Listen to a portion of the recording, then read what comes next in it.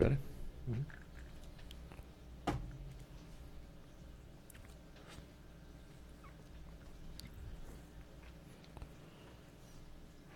We're live. Hello, I'm Matt Bergman, and you are listening to the Punk Rock Libertarians podcast, episode 1. What episode is it, Jared? It is 119. Oh, thanks, bro. Yeah, you got it. I'm here tonight with none other than Baby Captain Jared Schneiderman. Hell yeah, dog. What's up, dude? Yeah, and then we got Kyle Wagner, communist. Welcoming him back to the program, and then we've got CW Enser. Good to be back. Yeah, awesome, man. And then Philip Proctor. Hello. So yeah, how's everybody doing tonight? Awesome. Can't complain. Cool, sweet. I'm excited to be here. I always enjoy our discussions, Cool. our bullshitting. Yeah, man. So, I just learned a couple minutes ago that George Romero died today. Damn, dude. Who? Yeah, George Romero. George Romero, he directed Night of the Living Dead, Dawn of the Dead, Day of the Dead. He's pretty much like the godfather of zombie movies. VHS in the 80s, yeah. Man, I don't know. I just find that really upsetting. But those are probably some of my favorite movies. Dawn of the Dead got me into not only horror movies but the zombie genre. From that point, I believe I was 10 years old watching it on VHS. I'm just really into all that stuff. What's your favorite of his? My favorite of his, it's tough. Maybe Dawn of the Dead because it was the first one I saw. Mm-hmm. But at the same time, Night of the Living Dead is just so classic. And then Day of the Dead, I actually feel is like the most rewatchable of the Romero movies. Because it's probably the one that I've just like seen the most. I could watch it like the most times without getting sick of it and just getting more into it. Mm-hmm. So, yeah. Right on, man. Well, so pour one out for George Romero. Yeah, that sucks. So there's a lot of celebrities talking about running for political office now. Apparently, I guess people see that Trump had some success here, so they're going to try to take a crack at it. Yeah. So you've got Kid Rock running for Senate in Michigan. Yeah. Here's the one good thing I can say about him. In that one song, doesn't he say something about all you bastards at the IRS? Yeah, he does. Usually make fun of him, but dude, that is the same right? thing. That is the same thing that I will say about Kid Rock. It was kind of cool when he called out the bastards of the IRS. I mean, but that's about it. Yeah, and crooked cops, and cluttered desks. Yeah. I mean, so that was on cool. the right track. I don't know, but he's a Trump supporter. Yeah, he right? was a Trump supporter. He was apparently like just swinging off of Donald Trump's nutsack like fucking George of the Jungle.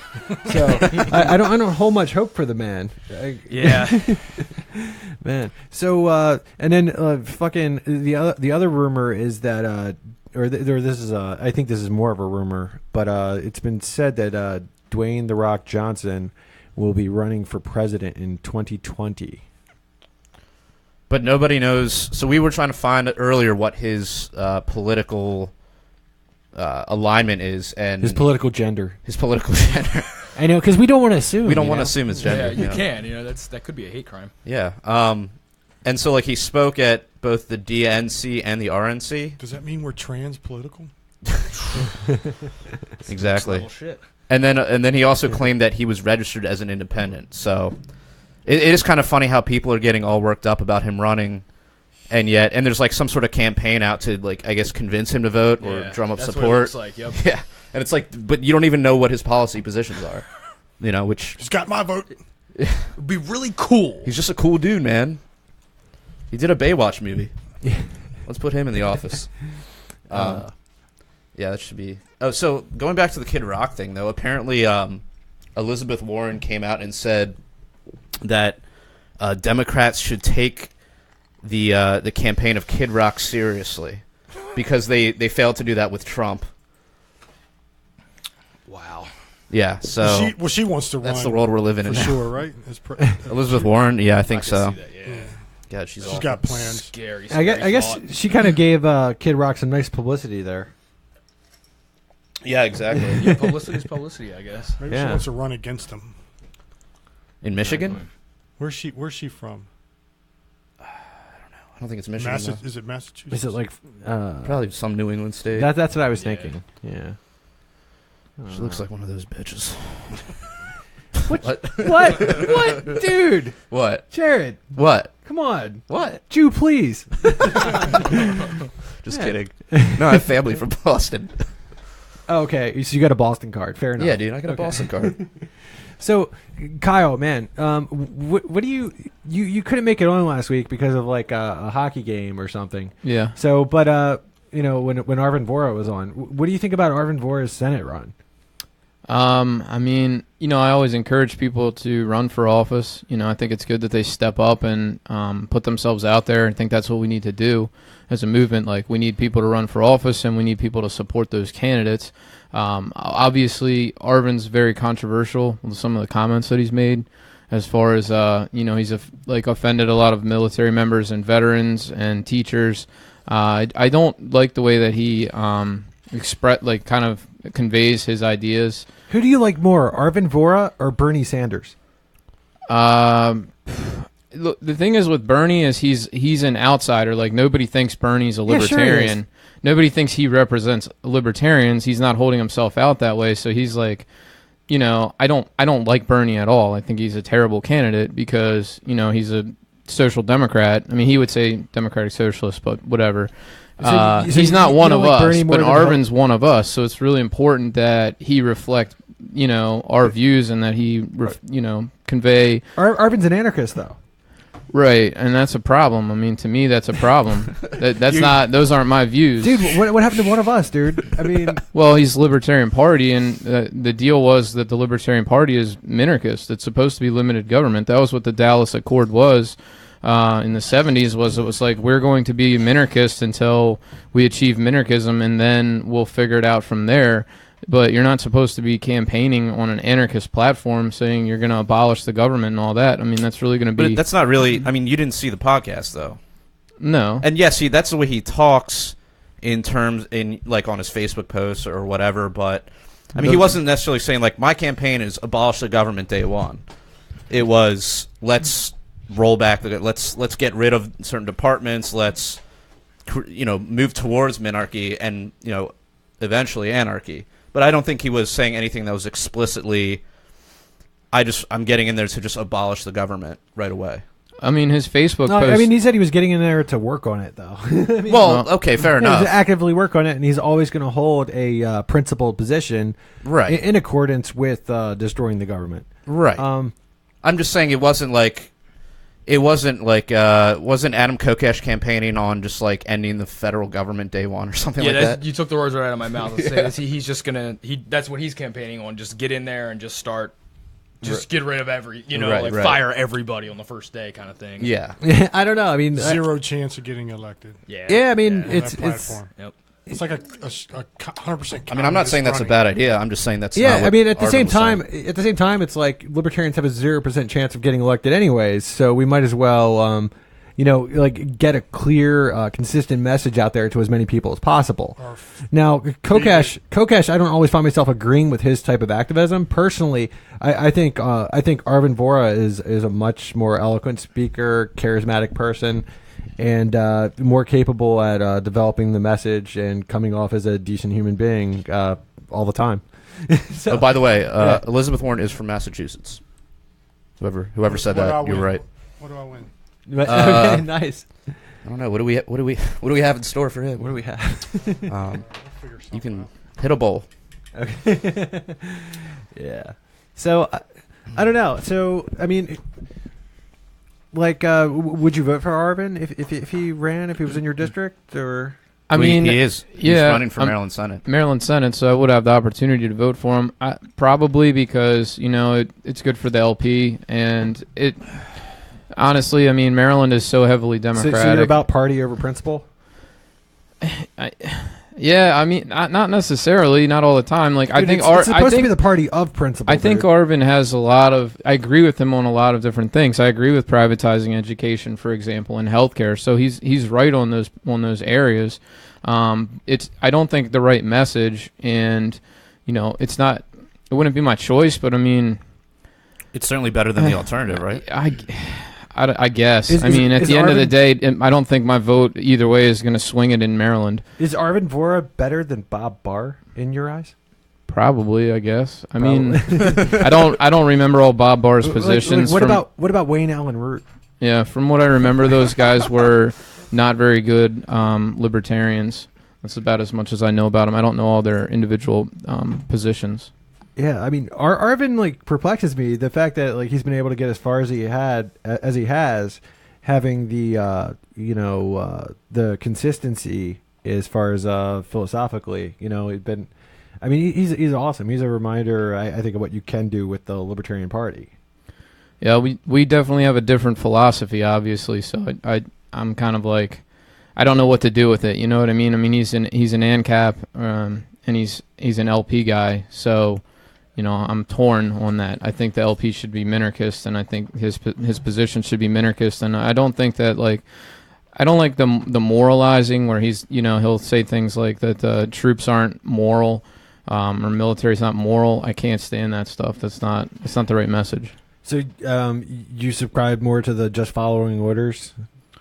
I just think it's way more complicated than just writing off people. And I understand Is morality more complicated? Arvin's position was more nuanced than that. It was something about if you join the military to make money, knowing that it's wrong, then you're a moralist murderer.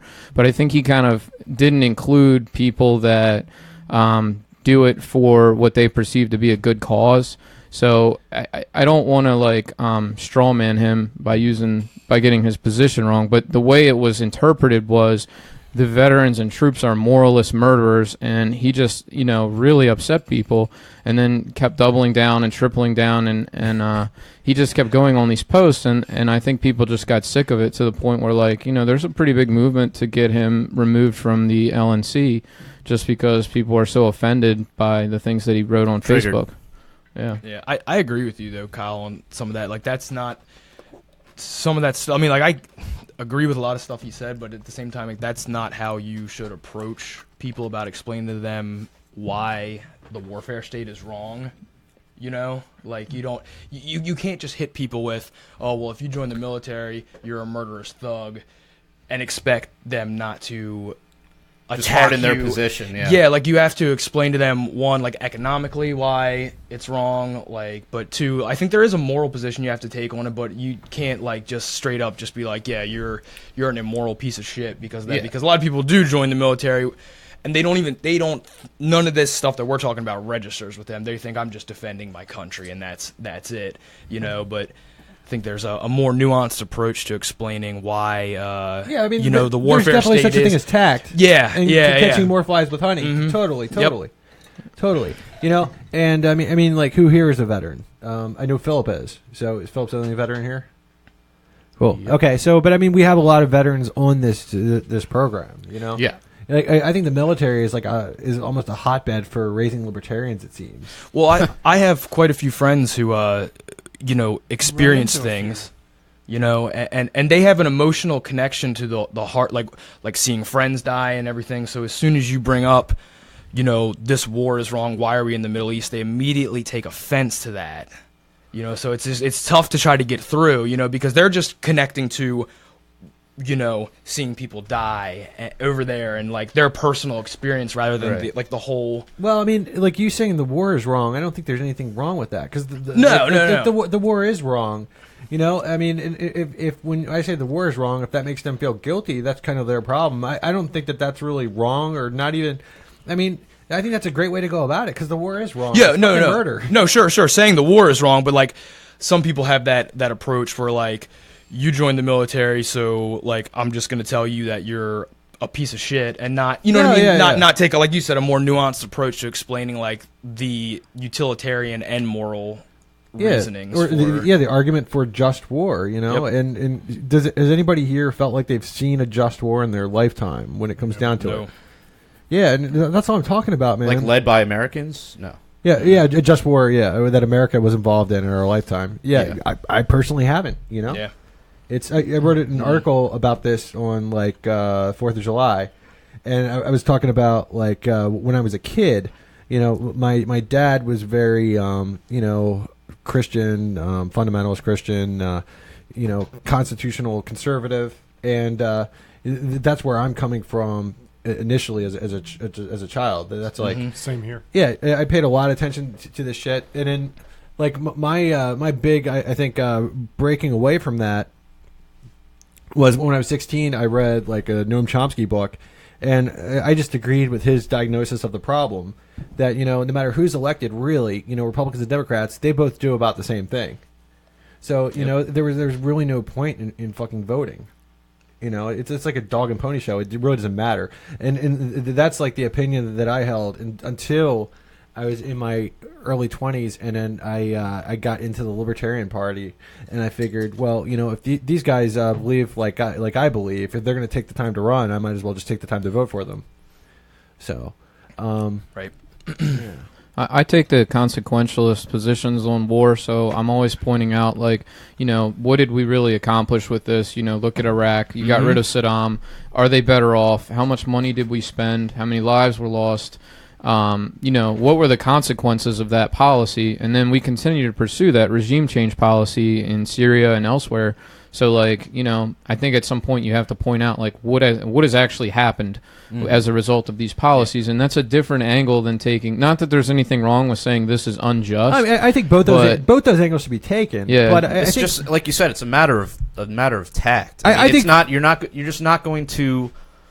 I mean, if your goal is to win over people and further the increase liberty, you're not going to do it by just making people angry at you, or just like pissing a lot of people off who otherwise could be converted. Yep. Yeah. I mean, it is one thing. I mean, I'm not saying that he should walk back, like criticizing the moral aspect of war. Yeah, but right. There's a difference between criticizing that and then just calling anyone who's participated in it just like a straight up murder. Like because like you said, those people could be potential converts to our side. Right. So you have to sort of, get them along like nice and smoothly. Well, and even like converts to our side or not, it's like if we want to end like the worst thing that the state is doing, that's murder. Like, what's worse? Right. You know what I mean? So if we can at least create a decent anti-war movement in this country, it's just number one on the agenda. Whether you're a goddamn communist like Kyle Wagner or not, I mean, if you're a decent person, the worst thing going on is murder. Let's just fucking end it. Yeah, I'm not a communist, for the record. Oh shit! I thought I saw your Facebook group.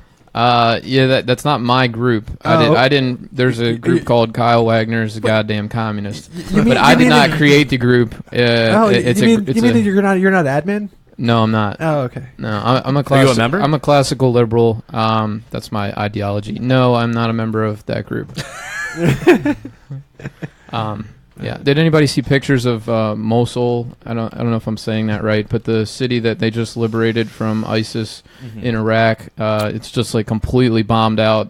Every building has like bullet holes and in the roof, and it's just completely destroyed. They displaced all those people, because they were grounded in there. ISIS they were everywhere, and they had set booby traps and they had snipers, and it took months to liberate that city.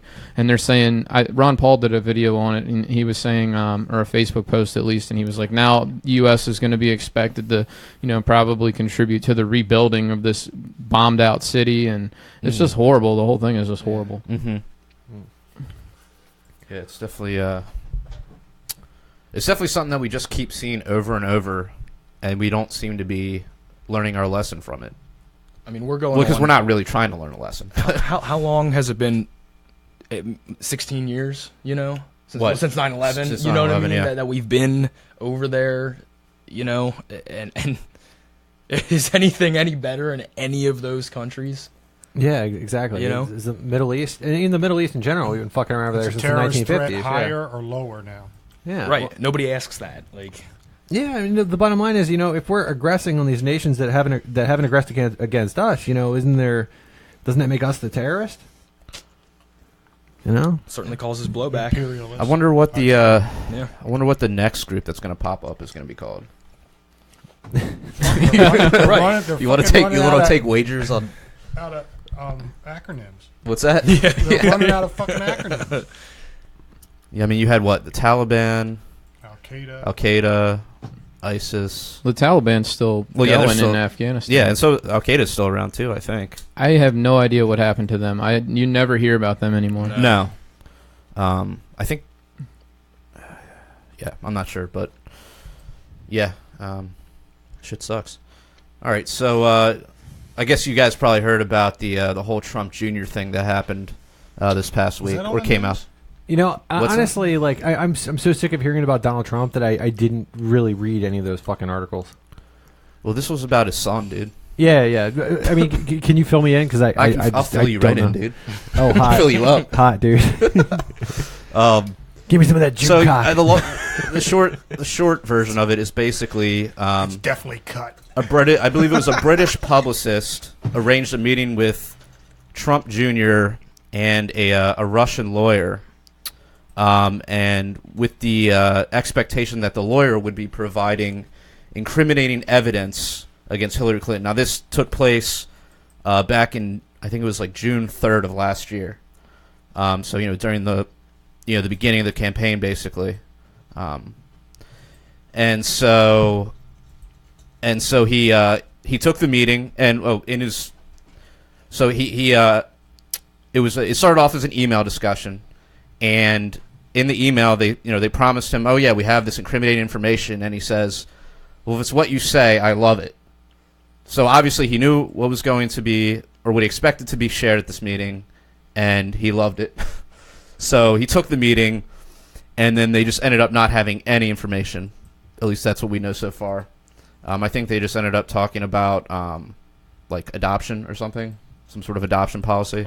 So there was a willingness to collude, but there was a willingness to collude, but no actual collusion occurred. Yeah. So I think theoretically or technically, there's nothing criminal. There's nothing criminal that took place. However, clearly it shows that there was some sort of attempt at colluding going on. So there is a little bit of smoke with this whole Russia, Trump, conspiracy or whatever you want to call it.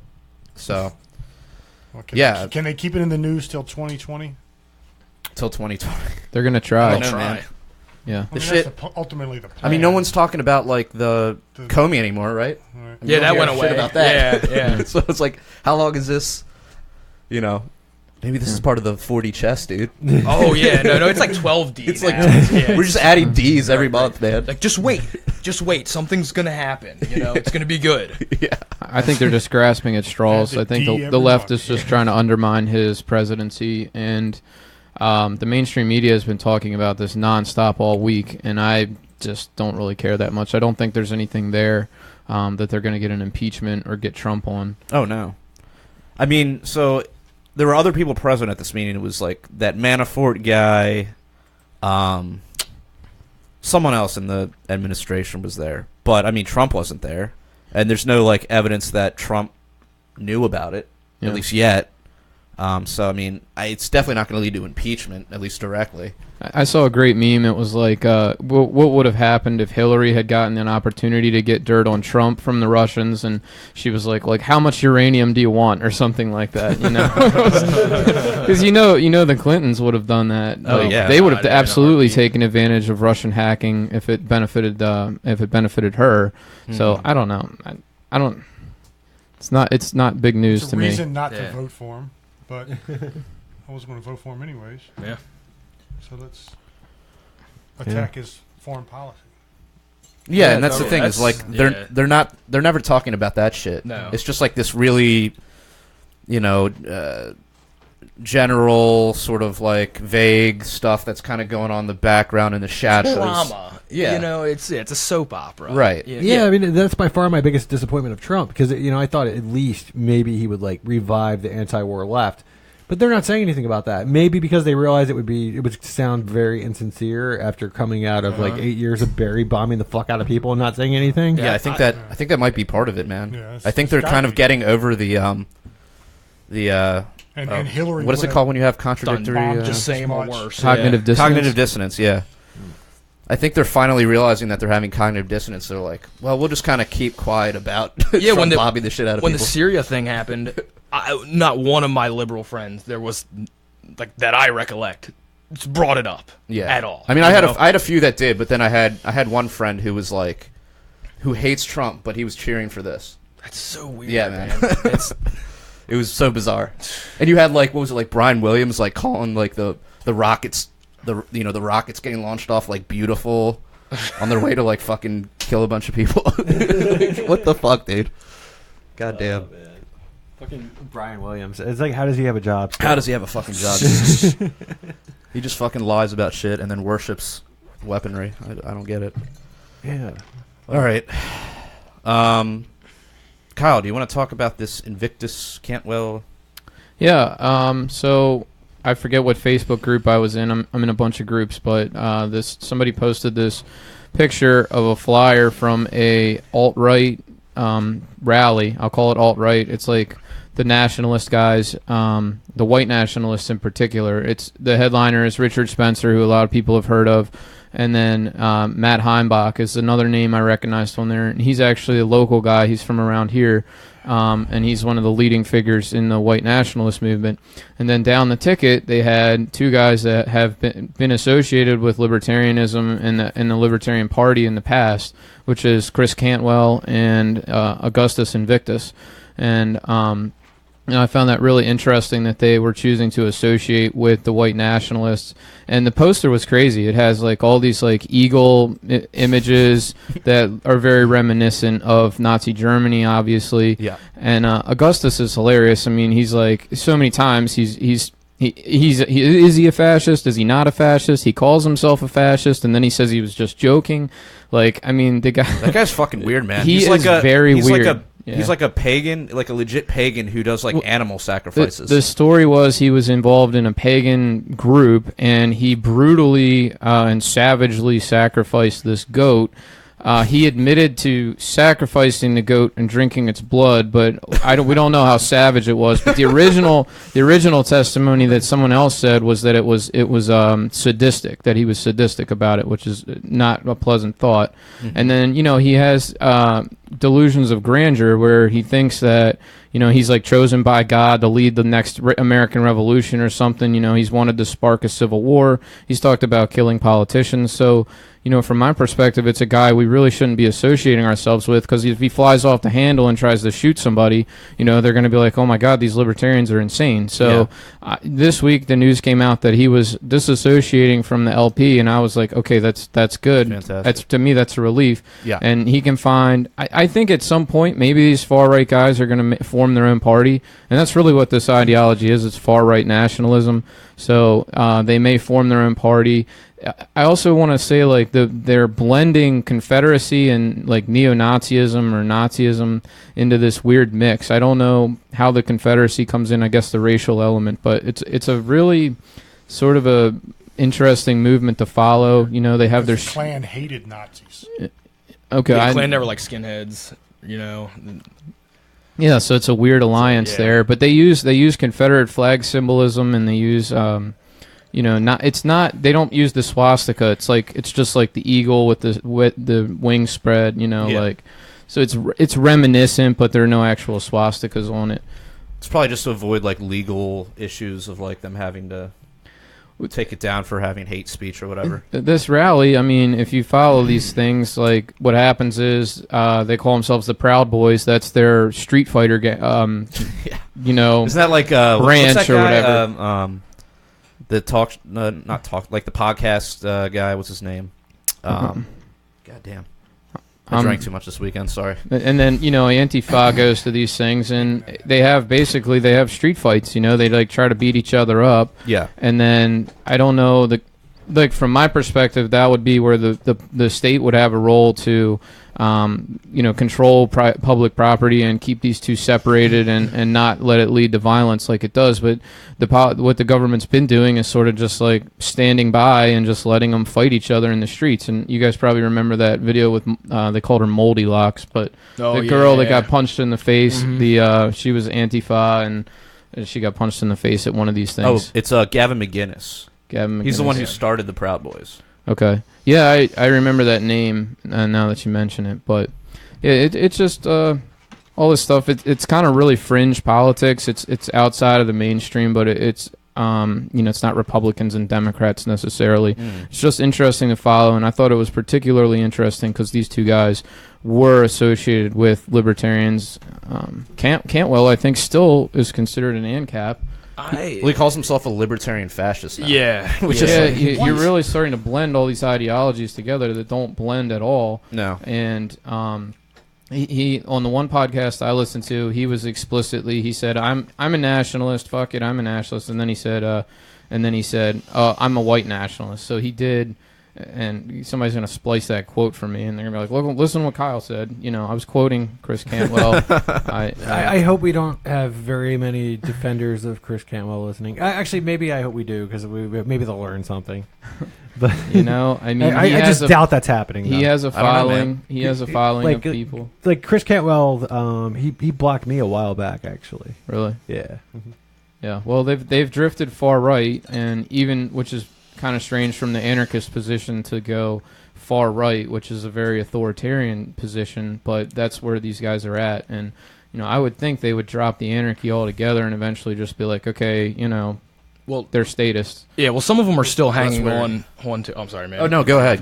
Some of them are still hanging on, I think, to like a more of a propertarian type view. Yeah. But it's like they think we have to use fascism and authoritarianism to get. It's a means. It's a means. Right, to get to this private property society. Yeah. But it's like, my question is, okay, fascism is a tool. Well, even if you drive out all the leftists and do all this and do that, it's like, what happens then? Because you think all the cops, all the government officials, everybody's going to be like, okay, let's dissolve ourselves and let's privatize ourselves. I mean, isn't that the folly? Do it. Right. Isn't that the folly that the communists do every time, where it's like, oh, we'll have the great communist leader who's going to, lead us into full communism, and then when the time's right, he'll just dissolve his position, and the state will go away. Yep. And does that ever fucking happen? No. Yeah. You think all these cops, all these politicians are gonna be like, okay, let's privatize ourselves. Let's give up our pensions. Right. Let's distribute all the tax money evenly. It's not good. That's not the way to. You're not going to get there doing that. I do take the position that the state should privatize stuff, and but I'm not a fascist, Yeah. So fascism is much different. It's not really about private property. The state would be providing health care and controlling industry and doing everything. Fascism is very similar to a planned economy, because the state plays such. It's not necessarily just for profit. Everything's controlled. Everything has to go through approval. It's a state-controlled economy. So I think the fascist aspect for a lot of them is like a romantic thing. You know what I mean? Like it's like the idea of fascism is this not even it's like a moral certitude of or like a we'll just a badge of we know what's moral, so we're going to force that morality on everybody, whether it's convincing them or chucking them out of helicopters. Right. Well, it mixes with social conservatism too, because they're very much like anti-trans, anti-gay. They call everybody degenerates and stuff like that. Anti-mixed race couples. I mean, you know, all of that is mixed in there, and it's kind of they're full of hate too.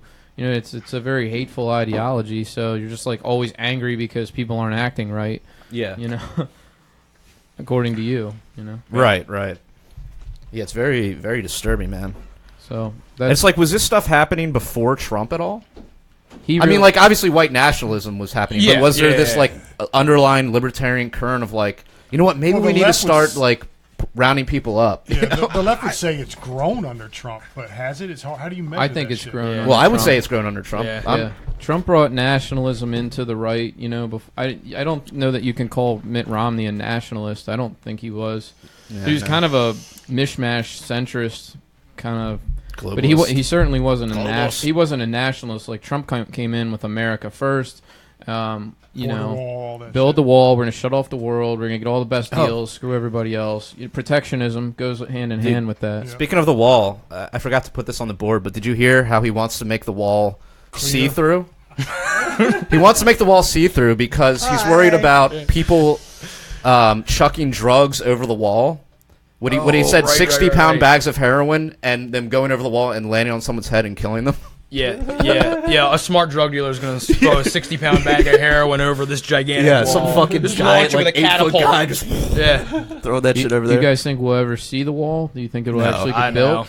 No. No. He would need 3 terms. How long would it take to build that?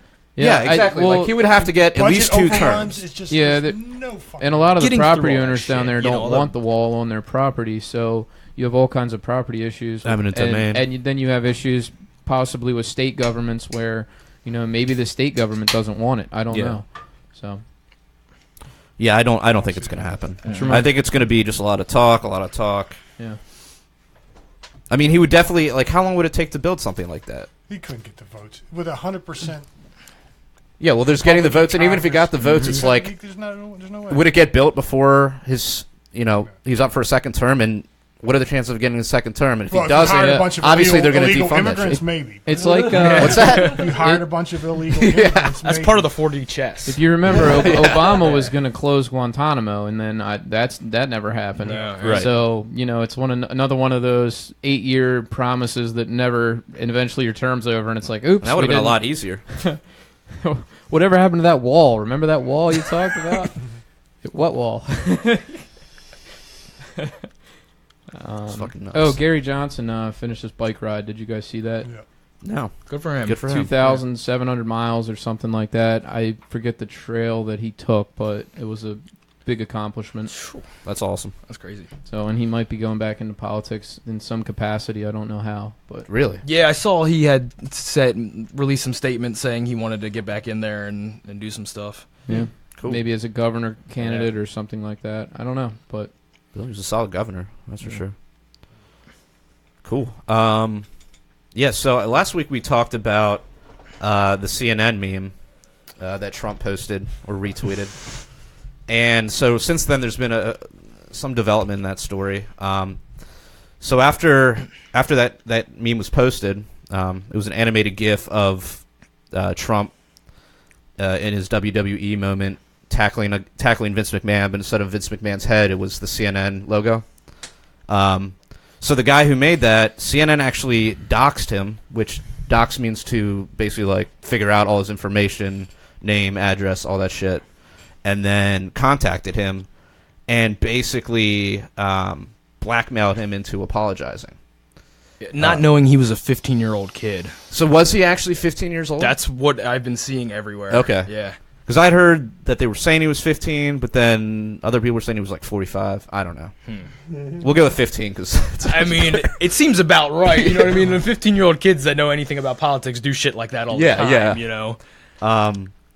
But it's just super crazy to see. CNN bullying a It's like 15-year-old. they're acting like the mafia. It's you like, know? dude, there's a million memes out there. Yeah. There's billions of memes out there. Like, don't do it again, or Right. we will release your information. Like, who are they to have any sort of authority over anything? Just good to say solid that? journalism. I mean, you know? and there's nothing illegal about making a meme. No. Not yet, at least. No. Yeah, super crazy. And people are still like coming to their defense, which is just insane. Yeah. The article that they posted, like I said, that very end part where they said, you know, we're not going to release his information because he agreed to be a good boy and not do it again. kind of thing. That's super fucking creepy and weird. And you know, what's funny about, you know, people on the left that support CNN, it's like, you know, a lot of times you hear them, all the corporations, evil corporations, all this. It's like, you have this giant news corporation right there, like, doing something like that and acting like an authority figure and this Orwellian weird shit, and that's okay, Right? Like, it's not, you know what I mean? It's just a huge double standard. And people are trying to paint this meme like it's literally inciting violence against the media. like the guy's going Which to is like- CNN headquarters and threatening to like shoot people or something, Or you know? like body slam the you know, the broadcasters or whatever. Yeah. It's like, no, it's. I mean, I'm not sure what the original intent was, but I mean, it can easily be read as like, you know, a metaphor. You know, it's like Trump's, you know, smashing the fake news, smashing the mainstream media, which is like, I'm not saying. Like, I'm not- was anybody here not entertained by that? Oh, I was super entertained. Yeah, Awesome. It was great. I mean, you know, is it appropriate? I don't know, but What's I don't really give a appropriate? shit. For a 15-year-old? Shit. right? Yeah. No, I mean, I'm talking about Trump tweeting it. Oh. No, it was definitely appropriate for the teenager. I think appropriate for any of us, really. I think it's awesome, man. I think it's awesome that the president's fucking ridiculous. You know, that's like, if you're going to say good things about Trump, it's like, you know, the office is finally as ridiculous as it actually is. Yeah. You know, it's like he makes it more obvious than ever. Keeping us entertained.